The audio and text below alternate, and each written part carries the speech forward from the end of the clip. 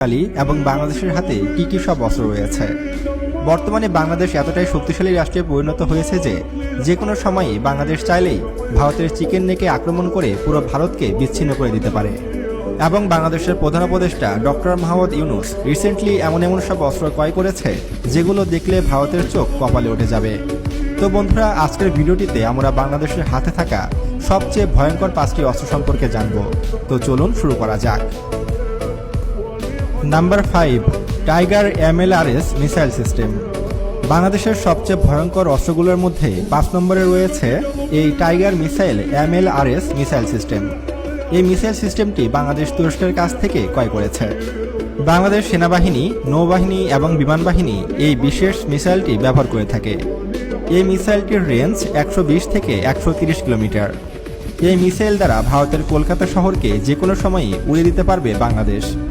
এমনকি এটি যদি ভারতের চিকেন নেকে ফায়ার করা হয় বা মোতায়েন করা হয়, তাহলে ভারত যে কোনো সময় 2 ভাগে বিভক্ত হয়ে পড়বে। বাংলাদেশ ছাড়াও ইন্দোনেশিয়া, মালয়েশিয়া, সৌদি আরব এবং সংযুক্ত আরব আমিরাতের মতো দেশ এই টাইগার মিসাইল সিস্টেম ব্যবহার করে থাকে। তাহলে আপনি হয়তো এতক্ষণে বুঝেই গেছেন যে এটা কতটা ভয়ঙ্কর একটি অস্ত্র। Number 4, FM90 air defence system. বন্ধুরা, বাংলাদেশের হাতে থাকা সবচেয়ে ভয়ঙ্কর অস্ত্রের তালিকায় 4 নম্বরে রয়েছে চীনের তৈরি FM90 এয়ার ডিফেন্স সিস্টেম।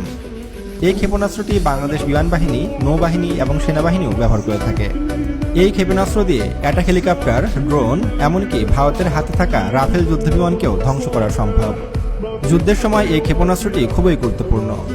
ধরুন, যুদ্ধের সময় ভারতের রাফেল যুদ্ধবিমান বাংলাদেশের আকাশে আসলো এবং বাংলাদেশে আক্রমণ করতে আসলো, সেটিকেও মাঝ আকাশে ধ্বংস করে দেবে এই এয়ার ডিফেন্স সিস্টেমটি। বাংলাদেশের হাতে বর্তমানে পর্যাপ্ত পরিমাণে FM90 রয়েছে এবং প্রতি বছরই কয়েকটি ইউনিট করে এই সিস্টেম ক্রয় করা হয়ে থাকে। তবে কিছু মাসের মধ্যে বাংলাদেশেই এই এয়ার ডিফেন্স সিস্টেমটি তৈরি করা হবে। বিশেষ করে এতে ব্যবহার হওয়া মিসাইলগুলো বাংলাদেশেই তৈরি হবে।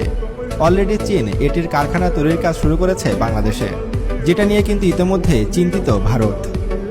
নাম্বার 3, বিএনএস বঙ্গবন্ধু ফ্রিগেট যুদ্ধজাহাজ। বাংলাদেশের সবচেয়ে ভয়ঙ্কর অস্ত্রের তালিকায় 3 নম্বরে রয়েছে বাংলাদেশের সবচেয়ে শক্তিশালী যুদ্ধজাহাজ বিএনএস বঙ্গবন্ধু। আর এই যুদ্ধজাহাজটির নাম শুনলেই ভারতের আত্মা কেঁপে ওঠে। এই যুদ্ধজাহাজটি যখন বাংলাদেশের বহরে যুক্ত হয়, তখন এটিই ছিল দক্ষিণ এশিয়ার সবচেয়ে শক্তিশালী ফ্রিগেট যুদ্ধজাহাজ। এত শক্তিশালী ফ্রিগেট তখন ভারত ও পাকিস্তানের কাছেও ছিল না। এতে রয়েছে 8টি জাহাজ বিধ্বংসী মিসাইল, যা দিয়ে 280 কিলোমিটার দূরের যে কোনো বস্তুতে নিখুঁত আঘাত হানতে সক্ষম এটি।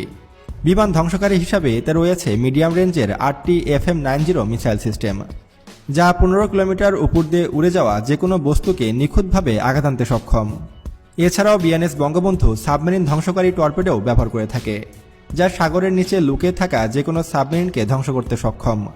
সেই সাথে বিএনএস বঙ্গবন্ধু একটি অ্যাটাক হেলিকপ্টার বহন করতে পারে, যা যুদ্ধক্ষেত্রে ব্যাপক কার্যকরী। আর সবচেয়ে অবাক করা বিষয় হলো, এই বিএনএস বঙ্গবন্ধু কখনো একা চলে না। এর আশেপাশে অনেকগুলো যুদ্ধজাহাজ আর আকাশে বিমান বাহিনীর MiG-29 এবং পানির নিচে সাবমেরিন বহর নিয়ে চলে থাকে এই যুদ্ধজাহাজটি। তাহলে আপনি বুঝতে পারছেন যে এই বিএনএস বঙ্গবন্ধু কতটা ভয়ঙ্কর শক্তিশালী একটি যুদ্ধজাহাজ। আর এই যুদ্ধজাহাজটির কারণেই ভারত ও মিয়ানমারের যুদ্ধজাহাজগুলো বাংলাদেশে প্রবেশের সাহসও পায় না।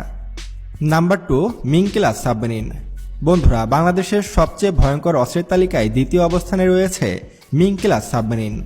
বর্তমানে বাংলাদেশ নৌবাহিনীর কাছে মোট 2টি সাবমেরিন রয়েছে, যা চীনের কাছ থেকে ক্রয় করা হয়েছে। এবং আরও নতুন করে 4টি সাবমেরিন খুবই দ্রুত যুক্ত হবে বাংলাদেশের বহরে। অনেকে বলাবলি করে বাংলাদেশের হাতে যে সাবমেরিনগুলো রয়েছে তা অনেক পুরনো মুড়ির টিন। আসলে তাদের সাবমেরিন সম্পর্কে কোনো জ্ঞানই নেই। বাংলাদেশ নিজেদের প্রয়োজন মতো এই সাবমেরিনগুলোকে আপগ্রেড করে নিয়েছে। আর বর্তমানে বাংলাদেশের হাতে থাকা সাবমেরিনগুলো এক একটি 36টি করে জাহাজ বিধ্বংসী মিসাইল বহন করতে সক্ষম। আর এর এক একটির রেঞ্জ প্রায় 15 কিলোমিটার। এই সাবমেরিনটি দিয়ে চাইলেই 15 কিলোমিটার দূরে থেকেই ভারতের যে কোনো যুদ্ধজাহাজ ও এয়ারক্রাফট ক্যারিয়ারকেও ডুবিয়ে দেওয়া সম্ভব। এছাড়াও বাংলাদেশের হাতে থাকা এসব সাবমেরিন দিয়ে 32টি নেভাল মাইনও বসানো সম্ভব, যা দিয়ে ফাঁদ পেতে ভারতের সকল যুদ্ধজাহাজকে বিপদে ফেলা সম্ভব। তাহলে হয়তো আপনি